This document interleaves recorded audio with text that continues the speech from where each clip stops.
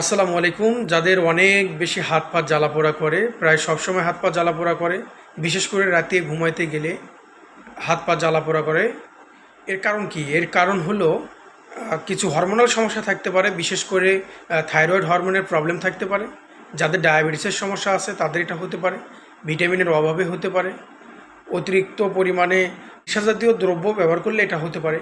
এটার সমাধান কি? অনেক সময় চিকিৎসকগণ ভিটামিন B1, B6 এবং B12, যেটা বাজারে নিউরোবি বা বিকোবিয়ন নামে পাওয়া যায়, আরও অনেক ঔষধ কোম্পানির অনেক নামে পাওয়া যায়। এটা খেলে অনেক সময় হাত পা জ্বালাপোড়া কমে যায়, কিন্তু ঔষধ ছাড়া ঘরোয়া উপায়ে এটা সমাধান করা যায়। যেমন ধরুন, আপনি ঠান্ডা পানিতে 10 থেকে 15 মিনিট হাত পা, মানে আপনার যে অংশ জ্বালাপোড়া করে সেটা ভিজিয়ে রাখবেন।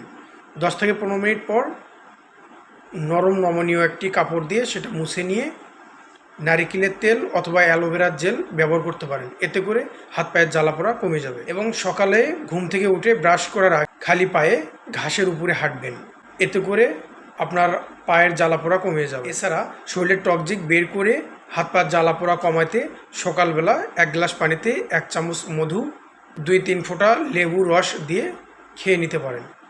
এতে করে শরীর থেকে টক্সিক বের হয়ে যাবে এবং হাত পা জ্বালাপোড়া কমে যাবে। আশা করি টিপসটি সবার কাজে লাগবে। যারা ইউটিউব থেকে দেখছেন অবশ্যই ইউটিউব চ্যানেলটি সাবস্ক্রাইব করে পাশে থাকবেন নিত্য নতুন হেলথ টিপস পেতে, এবং যারা ফেসবুক থেকে দেখছেন তারা ফলো দিয়ে পাশে থাকবেন। ধন্যবাদ।